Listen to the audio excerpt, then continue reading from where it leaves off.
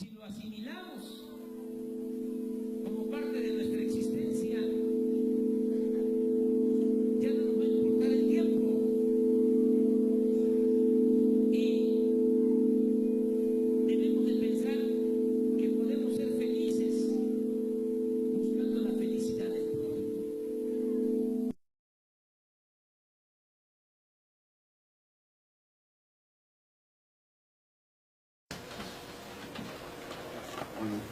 Buenas tardes, compañeros, compañeras.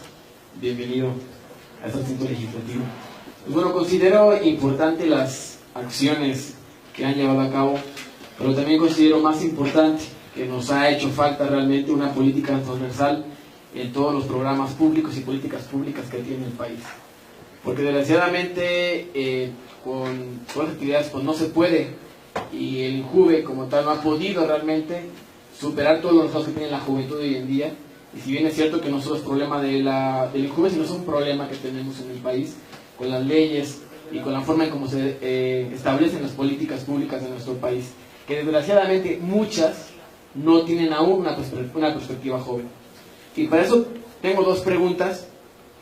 La primera, en el artículo 12, cláusula 9 de la ley del INJUVE, se establece que el director general debe remitir a las mesas directivas de ambas cámaras del Congreso de la Unión, al inicio de los periodos ordinarios de sesiones de cada año legislativo, los estudios e investigaciones relativos a las problemáticas y características juveniles previstas en la fracción séptima del artículo 4 de la citada ley.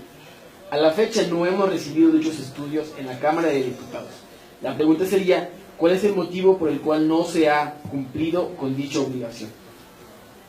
Como número 2, diversos estudios han señalado que en una sociedad como la actual, marcada por la pluralidad cultural, la atomización de los individuos y grandes desigualdades sociales, es inútil seguir hablando de una sola juventud, pues las formas de experimentar la condición de joven varían, a veces en forma drástica, entre distintos sectores sociales, estratos económicos, etnias y géneros.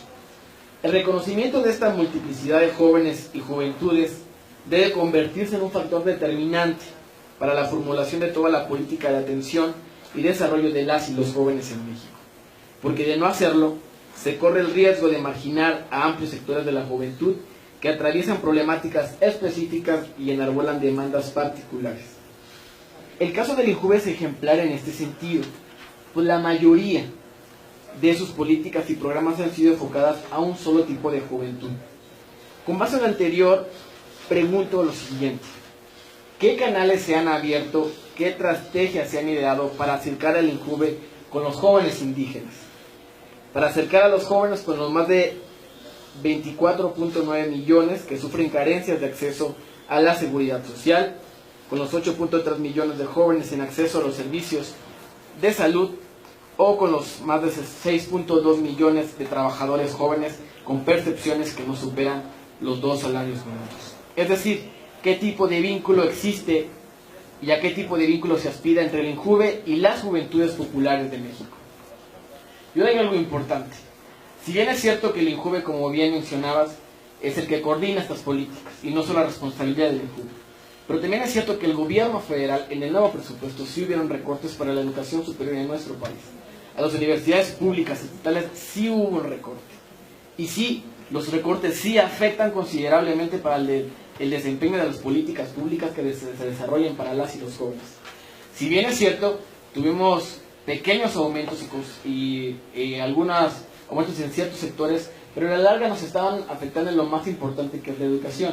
Entonces, ¿cómo es posible que por un lado la prioridad sea atender a las y los jóvenes y por otro lado desde el gobierno federal se le reduzca sobre todo la educación superior de nuestro país, que contempla a millones de jóvenes que hoy en día no pueden acceder? Y como bien comentaba, solamente tenemos la cobertura del 30% de educación superior en el país, y a pesar de esto hubieron recortes. Es cierto, hubieron recortes para todos los sectores del presupuesto, pero también es cierto que los recortes más principales debieron haber sido para la burocracia en el país y no afectar directamente a los jóvenes, que representamos una parte importante de nuestro país. Y para terminar, desde Morena consideramos que las y los jóvenes debemos tener participación e incidencia en la toma de decisiones de nuestro país.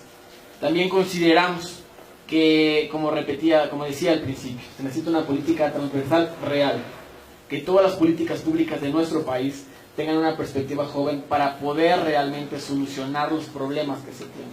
Si bien es cierto, se ha avanzado, pero se necesita avanzar mucho más para poder satisfacer las necesidades y la demanda del mayor bono demográfico que tendremos en nuestro país. Muchas gracias. Muchas gracias.